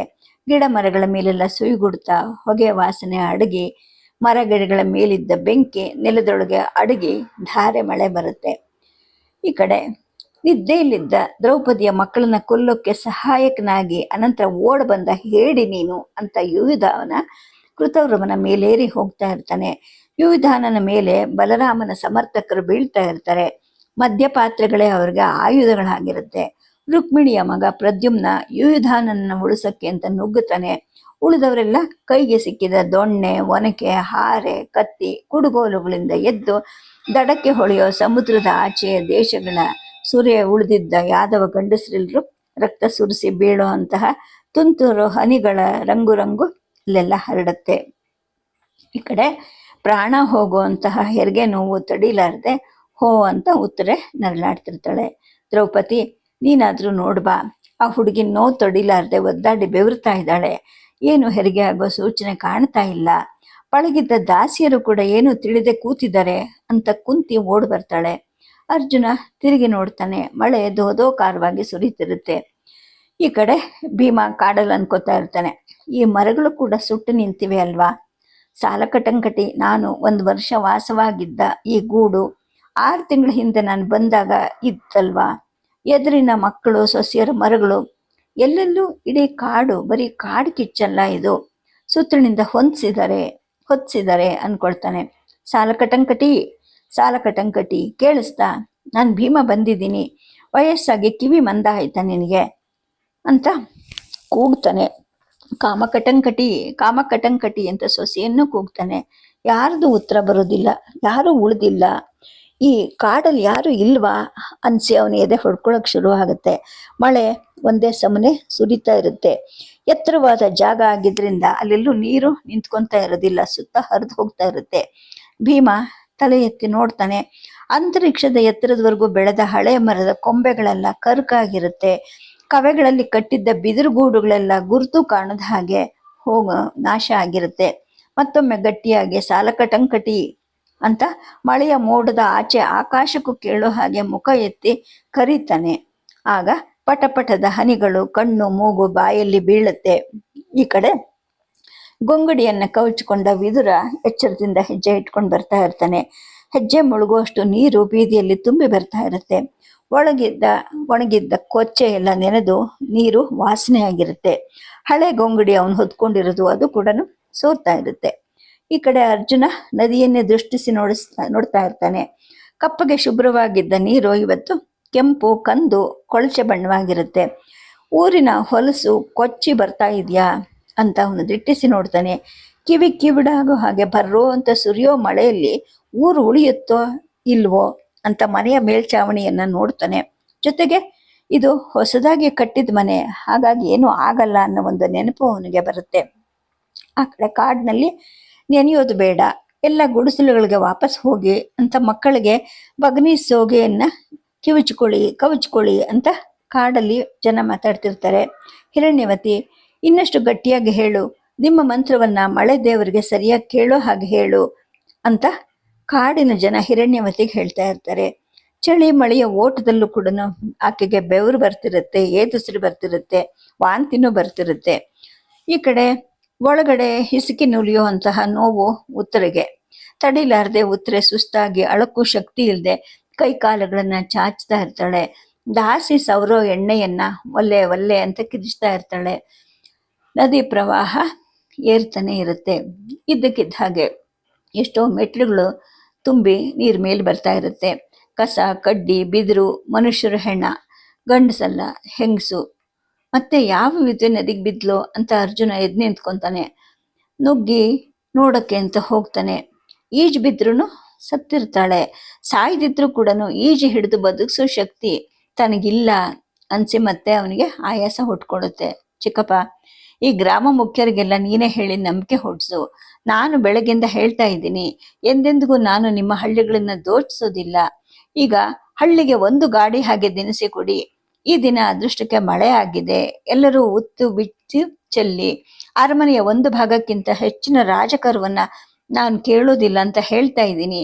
ನೀನೇ ಮಾತಾಡ್ಕೊಂಡ್ ಬಾ ಅಂತ ಧರ್ಮಜ ಹೇಳ್ತಾ ಇರ್ತಾನೆ. ರಾಜಸಭಾ ಭವನದ ಹೊರಗಡೆ ಕೂಡ ಕೆಂಪು ನೀರು ಕಸಕಡ್ಡಿಗಳನ್ನು ತೇಲಿಸ್ತಾ ಇರುತ್ತೆ. ಅಗೋ ಅಲ್ಲಿ ಎದುರಿನ ಬಂಡೆ ಸಂಧಿಯಿಂದ ಓಡ್ ಬರ್ತಾ ಇರೋ ಮಳೆಗೆ ಹಣೆ ಮೇಲೆ ಬಲಗೈಯನ್ನ ಅಡ್ಡಿಟ್ಕೊಂಡು ತನ್ನ ಗುರುತು ಹತ್ತದವನಾಗೆ ಓಡಿ ಹತ್ರ ಬಂದು ಮಂಡಿ ತನಕ ಒಬ್ಬ ಬಾಗಿ ಕೂತ್ಕೊಳ್ತಾನೆ. ಅಂದ್ರೆ ಇದು ಕಾಡಿನಲ್ಲಿ ಭೀಮನ ಹತ್ರ. ಮಹಾರಾಜ, ನನ್ ಗುರ್ತು ಸಿಕ್ಲಿಲ್ವಾ? ಘಟೋತ್ಕಚನ್ ಜೊತೆಗೆ ಬಂದು ಯುದ್ಧ ಮಾಡಿದ್ನಲ್ವಾ ನಾನು, ನಿನಗೆ ಗುರ್ತಿರಕ್ಕಿಲ್ಲ ಅಂತ ಹೇಳ್ತಾನವನು. ಭೀಮ ಶೂನ್ಯವಾಗಿ ನೋಡ್ತಾನೆ. ನಮ್ಮ ರಾಜ ಸತ್ತ, ನಮ್ಮವರೆಲ್ಲ ಸತ್ರು, ನಾನೊಬ್ನೇ ಏನ್ ಮಾಡ್ಲಿ? ಅಲ್ಲಿಂದ ಹೊರಟು ರಾತ್ರಿ ಹೊತ್ತೆ ಪ್ರಯಾಣ ಮಾಡಿ ಇಲ್ಲಿಗೆ ಬಂದು ನೋಡ್ದೆ, ನಮ್ಮ ಕಾಡನ್ನೆಲ್ಲ ಸುಟ್ಟು ಕರಕ್ ಮಾಡಿಬಿಟ್ಟಿದ್ದಾರೆ ಅಂತ ಅವನು ಹೇಳ್ತಾನೆ. ಭೀಮ, ಯಾರು ಯಾರು ಅಂತ ಕೇಳಿದಾಗ ನನಗೂ ಗೊತ್ತಾಗ್ಲಿಲ್ಲ. ಪಾಂಚಾಲದ ಕಡೆ ಹಳ್ಳಿಗಳಲ್ಲಿ ನನಗೆ ಗುರ್ತಿರೋ ಕೆಲವರು ಇದ್ದಾರೆ. ಅವರು ದನ ಮೇಯ್ಸಕ್ಕೆ ಅಂತ ಬಯಲಿಗೆ ಬಂದ ವೇಳೆಗೆ ಹೋಗಿ ವಿಚಾರಿಸ್ದೆ. ಈ ಕುರುಗಳ ಕಡೆಯ ಜನರಂತೆ ಅವರು, ಆ ಕಡೆ ಕಾಂಡವದ ಕಡೆಯವರು ಅಂತೆ. ಈ ನಮ್ಮ ಕಾಡು ತುಂಬಾ ಫಲವತ್ತಿನ ಭೂಮಿಯಂತೆ. ಇದನ್ನ ಸುಟ್ಟು ಕಡಿದು ಉತ್ತು ಹೊಲ ಮಾಡೋ ಕಣ್ಣಿತ್ತವ್ರಿಗೆಲ್ಲ. ಅದ್ ನನಗೂ ಗೊತ್ತಿತ್ತು. ನಮ್ಮ ರಾಜ ಘಟೋತ್ಕಚ ಇದುವರೆಗೂ ಇದರ ಗಡಿಯನ್ನ ಪ್ರವೇಶಿಸೋ ಧೈರ್ಯ ಯಾರಿಗೂ ಇರ್ಲಿಲ್ಲ. ನಾವೆಲ್ಲ ನಿನ್ನ ಪರ ಯುದ್ಧಕ್ಕೆ ಹೋದ್ವಲ್ಲ, ಆಗ ಸಾಲಕಟಂಕಟಿ ರಾಣಿ ಹೇಳ್ ಕಳ್ಸಿದ್ಲಲ್ಲ, ಇದೇ ಸಮಯ ಅಂತ ಎರಡು ಕಡೆಯಿಂದ ನಿಮ್ಮ ಆರ್ಯ ಜನರು ಸುತ್ತುವರೆದು ಬೆಂಕಿ ಹೊತ್ತಿಸ್ಬಿಟ್ರಂತೆ. ಚಳಿಗಾಲ ಆಗಿದ್ರು ಕೂಡ ಒಣತರಗು, ಕಡ್ಡಿ, ಒಣಗೊಂಬೆ, ದಿಮ್ಮಿಗಳು ಅವೇನ್ ಕಡಿಮೆ ಇತ್ತ ಇಲ್ಲಿ? ಎಲ್ಲ ಸುತ್ತ ಹೊತ್ಕೊಂಡ್ವಂತೆ. 3 ರಾತ್ರಿ 3 ಹಗಲು ಉರಿತಂತೆ ಅಂತ ಹೇಳಿದಾಗ ಭೀಮ ಮಧ್ಯ ಬಾಯಿ ಹಾಕ್ತಾನೆ. ಇಲ್ಲಿದ್ದವರೆಲ್ಲ ಎಲ್ಲಿ ಹೋದ್ರು? ಹೆಂಗಸರು, ಮಕ್ಕಳು, ಕೈ ಮಗು ಅಂತ ಕೇಳ್ತಾನೆ. ಈ ಕಡೆ ಕೊನೆಯೇ ಇಲ್ಲದೆ ಹರಡಿರೋ ಕಪ್ಪು ಮೋಡದಿಂದ ಬೀಳೋ ಜೋರು ಮಳೆಗೆ ಯುದ್ಧ ನಡೆದ ಬಯಲುಗಳೆಲ್ಲ ತುಂಬಿ ನದಿ ಇದ್ದ ಇಳಿಜಾರಿನ ಕಡೆಗೆ ಹರಿತಾ ಇರುತ್ತವೆ. ಹರಡಿ ಹೋಗಿದ್ದ ಮೂಳೆಗಳೆಲ್ಲ ಒಂದು ಕಡೆಗೆ ಕೊಚ್ಚಿ ನಿಲ್ಲುತ್ತವೆ. ಆ ಗಾಡಿಯಲ್ಲಿ ಒಬ್ಬ ಹೆಣ್ಣು ಮಗಳು ಹೆರಿಗೆ ನೋವನ್ನ ಅನುಭವಿಸ್ತಿರ್ತಾಳಲ್ಲ, ಅಲ್ಲಿಗೆ ಸೂರ್ಯ ಒಂದು ಬುದ್ದಲಿಯನ್ನ ಹಿಡ್ಕೊಂಡು ಲೋಹಕಾರ ಮಳೆಯಲ್ಲೇ ಕುಣ್ಕೊಂತ ಬರ್ತಾನೆ. ಹೊಲಿದ ಚಕ್ಕಳದ ಮುಸುಕು ಹಾಕಿದ್ದ ಗಾಡಿ ಒಳಗಡೆ ಸೊಸೆ ನಾನು ವಲ್ಲೆ ಅಂತ ಕಿರಿಚ್ಕೊಡ್ತಿರ್ತಾಳೆ.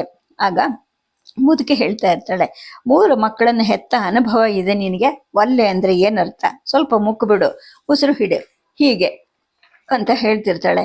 ಓಯ್ ಇಲ್ಲಿ ಕೊಡು ಅಂತ ಗಂಡನ್ಗೆ ಹೇಳಿರ್ತಾಳೆ. ಆ ಗಾಡಿಯಲ್ಲಿ ಒಲೆ ಹೊಚ್ಚಿ ಒಂದಿಷ್ಟು ಬಿಸಿನೀರು ಕಾಯಿಸು ಅಂತ ತನ್ನ ಗಂಡನ್ಗೆ ಹೇಳ್ತಾ ಇರ್ತಾಳೆ. ಇದುವರೆಗೂ ಬೀಳ್ತಾ ಇದ್ದ ಮಳೆ ಈಗ ಒನಕೆ ಏಟಿನ ಹಾಗೆ ಜಡಿಯಕ್ಕೆ ಪ್ರಾರಂಭ ಆಗುತ್ತೆ. ಓಡ್ ಹೋದ್ರು ಅಂತ ನಾನು ತಿಳ್ಕೊಂಡಿದ್ದೆ ಅಂದ್ರೆ ಈ ಕಡೆ ಕಾಡಿನಲ್ಲಿ. ಆಮೇಲೆ ನಾನು ನಮ್ಮ ಕಾಡೆಲ್ಲ ಸುತ್ತು ಪರೀಕ್ಷೆ ಮಾಡಿದೆ. ಸುಟ್ಟು ಕರ್ಕಾಗಿತ್ತು ಎಷ್ಟೋ ಮನುಷ್ಯರ ದೇಹಗಳು, ಹುಲಿ, ಚಿರತೆ, ಹುಲ್ಲೆ, ಆನೆಗಳ ದೇಹಗಳು. ಅಲ್ಲಲ್ಲಿ ಮನುಷ್ಯರಲ್ಲಿ ಯಾರ್ದು ಅಂತ ಗುರ್ತಿ ಹೇಗತ್ಬೇಕು? ನನ್ನ ಹೆಂಡತಿ, ಚಿಕ್ಕ ಮಕ್ಕಳು, ಮಹಾರಾಜ ಅಂತ ಹೇಳ್ಬಿಟ್ಟು ಆ ಭೀಮನಿಗೆ ಹೇಳಕ್ ಬಂದವನು ಜೋರಾಗಿ ಅಳ್ತಾನೆ. ಅವನು ಅಳೋ ಸದ್ದು ಮಳೆಗಿಂತ ಸೀಳ್ ಕೇಳಿಸೋ ಹಾಗೆ ಅನ್ಸುತ್ತೆ ಭೀಮನಿಗೆ. ಸುಳ್ಳಿರಬಹುದು, ಎಲ್ಲರೂ ಸತ್ತಿರ್ಲಿಕ್ಕಿಲ್ಲ ಅನ್ಸುತ್ತೆ. ಈ ಕಾಡಿಂದ ಹೊರಗಡೆ ಓಡಿ ಬೇರೆ ಯಾವುದಾದ್ರೂ ಕಾಡಿಗೆ ಹೋಗಿರಬಹುದಲ್ವಾ ಅಂತ ತನಗೆ ತಾನೇ ಧೈರ್ಯ ತಂದ್ಕೊಂಡು ಹೇಳ್ತಾನೆ. ಆಗ ಅವನು ಹೇಳ್ತಾನೆ, ಸುತ್ತನಿಂದ ಕಾಡು ಹತ್ಕೊಂಡು ಉರಿತಾ ಇರ್ಬೇಕಾದ್ರೆ ಎಲ್ಲಿಗೆ ಹೋಗ್ತಾರೆ ಮಹಾರಾಜ ಅಂತ ಬಿಕ್ಕಿ ಬಿಕ್ಕಿ ಅಳ್ತಾನೆ. ಭೀಮನು ಕೂಡ ಸಾಲ ಕಟಂಕಟಿ ಅಂತ ಜೋರಿನ ಧ್ವನಿಯಲ್ಲಿ ಕಿರುಚಿ ಕೂಗ್ತಾನೆ. ಯಾವುದೇ ಒಂದು ಉತ್ತರ ಬರೋದಿಲ್ಲ. ಈ ಕಡೆ ಉತ್ತರೆ ಹಾಯ್ ಅಂತ ನಿಟ್ಟುಸಿರು ಬಿಟ್ಟು ಒದ್ದಾಟವನ್ನು ನಿಲ್ಲಿಸ್ತಾಳೆ. ದಾಸಿ ಕುಂತಿಯನ್ನು ಹೊರಕ್ಕೆ ಕರ್ಕೊಂಡು ಹೋಗಿ ಕಿವಿಯಲ್ಲಿ ಉಸುರ್ತಾಳೆ. ಕುಂತಿ ಕಣ್ಣಲ್ಲಿ ನೀರು ತುಂಬಿಕೊಳ್ಳುತ್ತೆ.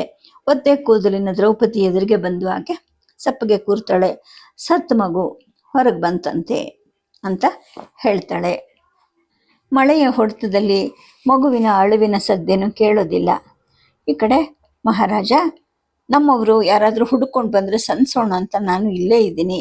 ಬೇಟೆಗೆ ಅಂತ ಒಂದು ಜಿಂಕೆನೂ ಇಲ್ಲದೆ ಸುಟ್ಟಿರೋ ಈ ಕಾಡಿನ ನೆಲದ ಗೆಡ್ಡೆ ಗನಸುಗಳನ್ನು ಬಗೆದು ತಿಂದು ಸರೋವರದ ನೀರು ಕೂಡ ಬೂದಿ ಕರಗಿ ಇನ್ನೇನು ಮಳೆ ಆಗ್ತಿದೆಯಲ್ಲ, ಆಮೇಲೆ ಉಳಕ್ಕೆ ಶುರು ಮಾಡ್ತಾರೆ. ಹೊಂಚು ಹಾಕಿ ಕೂತಿದ್ದು ಉಳೋ ಒಬ್ಬೊಬ್ಬನನ್ನೇ ಕೊಂದು ಹೊತ್ತು ತಂದು ರಕ್ತ ಮಾಂಸಗಳನ್ನು ತಿನ್ನಬೇಕು ಅಂತಾನೆ. ಮಗು ಅಂದರೆ ಈ ಕಡೆ ಕುಂತಿ ಹೇಳ್ತಾ ಇರ್ತಾಳೆ, ನಿನ್ನ 5 ಮಕ್ಕಳು ಸತ್ತ ಮೇಲೆ ಈ ಗರ್ಭ ಒಂದೇ ನಮ್ಮ ವಂಶಕ್ಕಿದ್ದ ಆಸೆ ಅಂತ ಕುಂತಿ ಜೋರಾಗಿ ಅಳ್ತಾಳೆ. ಜಗಲಿ ಮೇಲಿದ್ದ ಅರ್ಜುನ ಮೆಟ್ಟಿಲಿನ ಕಡೆಗೆ ತಿರುಗಿ ನೋಡ್ತಾನೆ. ತಾನು ನೆತ್ತಿ ಕಡೆಗೆ ಕೈ ಎತ್ತಿದ್ರೆ ಆಗೋಷ್ಟು ಎತ್ತರದ ಲೋಹದ ಬಿಲ್ಲಲ್ಲಿ ಇರೋದಿಲ್ಲ. ಮಳೆಯಲ್ಲಿ ಕೊಚ್ಚಿ ಕೆಳಗೆ ಕಸಕಡ್ಡಿಗಳ ಕೆಂಪು ಪ್ರವಾಹ ಉಕ್ಕಿ ಹರಿತಾ ಇರುತ್ತೆ. ಅವನು ಮೆಟ್ಟಿಲಿನ ಕೆಳಗಡೆ ದಡಬಡನೆ ಇಳಿತಾನೆ. ಬಾಣದ ಹೊಡೆತದಂತ ಹನಿಗಳನ್ನ ತಾಳಿಲಾರದೆ ಮತ್ತೆ ಜಗಲಿಗೆ ಓಡ್ ಬಂದು ನಿಂತ್ಕೊಂತಾನೆ. ಈ ಕಡೆ, ಏಯ್ ನಮಗೂ ಹೇಳ್ಕೊಡೆ ಮಳೆ ತರಿಸೋ ಗಟ್ಟಿ ಹಾಡನ್ನ ಅಂತ ಹಿರಣ್ಯವತಿಯನ್ನ ಕಾಡಿನ ಜನ ಕೇಳ್ತಾ ಇರ್ತಾರೆ. ಆ ಕಡೆ ಉತ್ತರಿಗೆ ನಿಯೋಗ ಮಾಡಿಸಿ ಅನ್ನೋ ಕೂಗು ಕೂಡ ಕೇಳಿಸ್ತಾ ಇರುತ್ತೆ. ದ್ರೌಪದಿ ಕುಂತಿಯ ಭುಜವನ್ನ ಹಿಡಿದು ಸಮಾಧಾನ ಮಾಡ್ತಾಳೆ. ಬೇಡ ಬೇಡ, ಇನ್ನು ಅದು ಬೇಡ ಅಂತ ಕುಂತಿ ತಲೆ ಅಲ್ಲಾಡಿಸ್ತಾಳೆ. ಸಮುದ್ರದ ಅಲೆಗಳು ಅತಿ ಎತ್ತರಕ್ಕೆ ಏರಿ ಏರಿ ಬಡಿತಾ ಇರುತ್ತವೆ. ಹೊಸ ನಗರವಾದ ದ್ವಾರಕ್ಕೆ ಕೊಚ್ಚಿ ಹೋಗೋ ಭಯ ಕೃಷ್ಣನಿಗೆ ಕಾಣಿಸ್ತಾ ಇರುತ್ತೆ. ಮಗು, ಬರ್ಬರಕನ್ಗೆ ಈಗ 1 ವರ್ಷ ಅಲ್ವಾ, ಬದುಕಿದ್ಯಾ ಅಥವಾ ಬೆಂಕಿಲಿ ಅಂತ ಭೀಮ ಉದ್ವೇಗದಿಂದಲೇ ಕೇಳ್ತಾನೆ. ಅವನ ಕಣ್ಣು ಕೂಡ ತುಂಬಿ ಬಂದಿರುತ್ತೆ. ಈ ಕಡೆ ಕುಂತಿ ದ್ರೌಪದಿಯನ್ನ ಕೇಳ್ತಾಳೆ, ಮಗು ನೀನಿನ್ನೂ ಮುಟ್ಟಾಗ್ತಿದೀಯಾ ಅಂತ. ಹ್ಞೂ, ಯಾಕೆ ಅಂತ ದ್ರೌಪದಿ ಕೇಳಿದಾಗ, ಇನ್ನು ನೀನೇ ಬಸ್ರಿ ಆಗಬೇಕು, ಇಲ್ಲಾಂದರೆ ಈ ವಂಶ ನಿಂತು ಹೋಗುತ್ತೆ ಅಂತಾಳೆ. ದ್ರೌಪದಿ ತಲೆ ಆಡಿಸ್ತಾಳೆ. ಅವಳ ಕಣ್ಣುಗಳಲ್ಲಿ ಧಿಕ್ಕಾರ ತುಂಬಿಕೊಳ್ತಾ ಇರುತ್ತೆ. ಕುಂತಿ ಎದ್ದು ಸುಭದ್ರೆ ಹತ್ರಕ್ಕೆ ಹೋಗ್ತಾಳೆ. ಹೇಳಿದ್ನಲ್ಲ, ಸುಟ್ಟು ಕರ್ಕಾದ ಎಷ್ಟೋ ಮನುಷ್ಯ ದೇಹಗಳು, ಮಕ್ಕಳ ದೇಹಗಳು, ಯಾವುದು ಯಾರ್ದು ಅಂತ ಗುರುತು ಹೇಗೆ ಹತ್ತಬೇಕು ಅಂತ ಆ ಕಡೆ ಕಾಡಿನಲ್ಲಿ ನೀಲ ಅಲ್ಲ ಘಟೋತ್ಕಚನ ಸಹಚರ ಒಬ್ಬ ಹೇಳ್ತಾ ಇರ್ತಾನೆ. ಈ ಕಡೆ ಗಾಡಿಯನ್ನು ಮುಚ್ಚಿದ ಚಕ್ರದ ಮೇಲೆ ಬಡಿಯೋ ಹನಿಗಳ ಸದ್ದಲ್ಲಿ ಒಳಗೆ ಕೂಗಿದ ಸದ್ದು ಪಕ್ಕದ ಗಾಡಿಯಲ್ಲಿದ್ದ ಆ ಮುದುಕಿಯ ಗಂಡನಿಗೆ ಕೇಳಿಸೋದಿಲ್ಲ. ಮುದುಕಿ ತಲೆ ಹಾಕಿ ಮತ್ತೆ ಕಿರಿಚ್ತಾಳೆ. ಬಿಸಿನೀರು ತಗೊಂಬ, ಮಗು ಹತ್ತಿದ್ ಕೇಳಿಸ್ಲಿಲ್ವಾ ಅಂತ. ಒಲೆ ಮೇಲೆ ಮರಳುತ್ತಿದ್ದ ಬಿಸಿನೀರಿನ ಪಾತ್ರೆಯನ್ನ ಬರೀ ಕೈಯಲ್ಲಿ ಎತ್ತಿ ಹಿಡಿದು ಮುದುಕ ಲೋಹಕಾರ ಹೆಂಡತಿ ಕೈಗೆ ಕೊಡ್ತಾನೆ. ತಾನು ನೆನೀತಾ ತಲೆಯನ್ನು ಚಕ್ಕಳದ ಕೌದಿಯ ಒಳಗಡೆಗೆ ನೂಕಿ ನೋಡ್ತಾನೆ. ಆ ನಂತರ ತಲೆ ತೆಗೆದು ಮಳೆಯಲ್ಲಿ ಕುಣಿಯೋಕ್ಕೆ ಶುರು ಮಾಡ್ತಾನೆ. ಈ ಕಡೆ ಕುಂತಿ ಮತ್ತೆ ದ್ರೌಪದಿ ಹತ್ರಕ್ಕೆ ಬರ್ತಾಳೆ. ಅವಳ ಒದ್ದೆ ತಲೆಯನ್ನು ಸವರ್ತಾ ಹೇಳ್ತಾಳೆ, ನೋಡು ಸುಭದ್ರೆ ಬಸ್ರಾಗೋ ಹಾಗಿಲ್ಲ, ಅರ್ಜುನನ ಪ್ರಾಯ ಕಳೆದು ಹೋಗಿದೆಯಂತೆ, ಇನ್ನು ನೀನೇ ದಿಕ್ಕು ಅಂತಾಳೆ. ಈ ಕಡೆ, ಏಯ್ ಮಳೆಯಲ್ಲಿ ನೆಂದಿದ್ದೀನಿ, ನನಗೆ ಅರ್ಧ ಮೊಗೆಯಾದ್ರೂ ಸುರೆ ಕೊಡು ಅಂತ ಮುದುಕ ಕೌದಿಯ ಹತ್ತಿರದಿಂದ ಕೂಗಿ ಕೇಳ್ತಾ ಇರ್ತಾನೆ. ಈ ಕಡೆ ಅರಮನೆ ಹತ್ರಕ್ಕೆ ಸುರಿಯೋ ಮಳೆಯಲ್ಲಿ ಹಿಂಡುಗಟ್ಟಲೆ ಹೆಂಗಸರು ಸಭಾಭವನದ ಒಳಗಡೆಗೆ ನುಗ್ಗುತ್ತಾರೆ. ಯಾರಿವರೆಲ್ಲ ಅಂತ ಧರ್ಮಜ ಕೇಳಿದಾಗ ಒಬ್ಬ ಮುದುಕಿ ಕೂಗಿ ಹೇಳ್ತಾಳೆ, ಸೈನಿಕರ ರಂಜನೆಗೆ ಅಂತ ಯುದ್ಧಕ್ಕೆ ಕಳ್ಕೊಂಡು ಹೋಗಿದ್ರಲ್ಲ ಆ ಹಳ್ಳಿ ಹೆಂಗಸರು ಇವರೆಲ್ರು. ಯುದ್ಧದಲ್ಲಿ ಇವರೆಲ್ಲರೂ ಬಸರಾಗಿದ್ದಾರೆ. ಇವ್ರ ಗಂಡಂದ್ರು ಮನೆಗೆ ಸೇರಿಸ್ತಿಲ್ಲ, ಇವ್ರ ದಿಕ್ಕೇನು ಅಂದಾಗ ಧರ್ಮಜ ಮೂಕನಾಗಿ ನೋಡ್ತಾನೆ. ಹಿಂಡು ಗಟ್ಟಲೆ ಮಳೆಯಲ್ಲಿ ನಡುಗ್ತಾ ಒಳಗೆ ಜಾಗ ಸಾಲದೆ ಹೊರಗೆ ನಿಂತಿರುತ್ತಾರೆ ಲೆಕ್ಕಕ್ಕೆ ಸಿಕ್ಕದಲ್ಲಿರೋಷ್ಟು ಜನ. ಮಹಾರಾಜ, ನಿಮ್ಮ ವಂಶದ ಯುದ್ಧದಲ್ಲಿ ನಾವೆಲ್ಲ ಹಿಂಸೆಗೆ ಬಸರಾಗಿದ್ದೀವಿ. ಹುಟ್ಟೋ ಮಕ್ಕಳಿಗೆ ತಂದೆ ಯಾರು, ಯಾವ ಹೆಸರು ಹೇಳ್ಬೇಕು ನಾವು ಅಂತ ಒಬ್ಬ ಹೆಂಗಸು ಗಟ್ಟಿ ಧ್ವನಿಯಲ್ಲಿ ಕೂಗ್ತಾಳೆ. ಉಳಿದವರೆಲ್ಲ ಯಾರ ಹೆಸರು ಅಂತ ಕೂಗ್ತಾರೆ. ಈ ವಂಶ ನಿಂತು ಹೋದ್ರೇನಂತೆ ಅಂತ ಈ ಕಡೆ ದ್ರೌಪದಿ ಸಿಟ್ಟಿನಿಂದ ಕೇಳ್ತಾ ಇರ್ತಾಳೆ. ಅವಳ ಪ್ರಶ್ನೆಗೆ ಕುಂತಿನೂ ಸಿಟ್ಟಾಗ್ತಾ ಇರ್ತಾಳೆ. ನೋಡು, ಅದೆಲ್ಲ ಸಾಧ್ಯ ಇಲ್ಲ, ನೀನು ಬಸರಾಗಲೇಬೇಕು. ಈ ಮನೆಗೆ ಸೊಸೆಯಾಗಿ ಬಂದ ನೀನು ಹೀಗೆ ಅನ್ಬಹುದಾ ಅಂತ ಕುಂತಿ ಸೊಸೆ ಮೇಲೆ ರೇಗ್ತಾ ಇರ್ತಾಳೆ. ತನ್ನ ಉರಿ ದೃಷ್ಟಿಯನ್ನ ಅತ್ತೆ ರೇಗಿದ ಕಣ್ಣಿನಂಗೆ ಆಳಕ್ಕೆ ಹೋಗಿಸಿ ಆಕೆ ಹೇಳ್ತಾಳೆ ದ್ರೌಪದಿ, ಅಮ್ಮ, ಈ ಮನೆಗೆ ಸೊಸೆಯಾಗಿ ಬಂದ ನೀನು ಹೀಗೆ ಅನ್ಬಹುದಾ ಅಂತಾಳೆ. ಅಷ್ಟೊತ್ತಿಗೆ ಆ ಕಡೆ ಸಮುದ್ರ ಉಕ್ಕುತ್ತಾ ಇರುತ್ತೆ. ಅಂದ್ರೆ ಕೃಷ್ಣ ನೋಡ್ತಾ ಇರ್ತಾನೆ. ನೀರು ಊರಿನೊಳಗಡೆಗೆ ನುಗ್ಗುತ್ತಾ ಇರುತ್ತೆ. ಅರೆ, ಇದು ನಾನು ಕಟ್ಟಿದ ನಗರ ಅಂತ ಕೃಷ್ಣನಿಗೆ ದಿಗ್ಭ್ರಮೆ ಆದಂಗಾಗತ್ತೆ. ಒಂದು ಕ್ಷಣದಲ್ಲಿ ಊರು ತುಂಬಿರೋ ಹೆಂಗಸರು ವಿಧವೆಯರ ನೆನಪು ಕೂಡ ಆಗತ್ತೆ. ಗಾಡಿಯ ಅಡಿಯಲ್ಲಿ ಬೆಂಕಿ ಕಾಯಿಸ್ತಿದ್ದ 3 ಮಕ್ಕಳನ್ನು ಎತ್ಕೊಂಡು ಆ ಕಡೆ ಮಗ ಲೋಹಕಾರ ಅಪ್ಪನ ಜೊತೆಗೆ ಸುರಿಯೋ ಮಳೆಗೆ ಬಂದು ಕುಣಿತಾ ಇರ್ತಾನೆ. ಚಳಿಗಾಲದ ಮಳೆಯಲ್ಲಿ ಚಿಕ್ಕ ಮಕ್ಕಳನ್ನ ನೆನೆಸ್ತಿಯಲ್ಲೋ ಅಂತ ಅಪ್ಪ ಮಗನ ಬೆನ್ನಿಗೆ ಎತ್ತಿ ಎತ್ತಿ ಹೊಡಿತಾ ಇರ್ತಾನೆ. ಬೀದಿ ನೀರು ಮೊಣಕಾಲುದ್ದ ಏರ್ತಾ ಇರುತ್ತೆ, ಮಂಡಿ ಉದ್ದ ಏರುತ್ತೆ. ಭವನದ ಒಳಗಡೆ ಕೂಡ ತುಂಬಿಕೊಳ್ಳುತ್ತೆ. ಆ ಭವನದ ಒಳಗಡೆ ಇದ್ದಂತಹ ಹೆಂಗಸರಿಗೆ ಏನು ಉತ್ತರ ಹೇಳಬೇಕು ಅಂತ ತೋಚದೆ ಧರ್ಮಜ ಹೊರಗಡೆ ಸುರಿತಿದ್ದ ಮಳೆಯನ್ನ ನೋಡ್ತಾ ಸುಮ್ಮನೆ ನಿಂತ್ಕೊಳ್ತಾನೆ.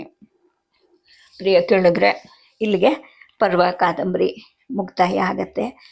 ಇಲ್ಲಿ ಕೊನೆಯ ಅಧ್ಯಾಯ ತುಂಬ ಚೆನ್ನಾಗಿದೆ. ಇದನ್ನು ಓದಿದ್ರೇ ಇದರ ಸವಿ ಅರ್ಥ ಆಗೋದು.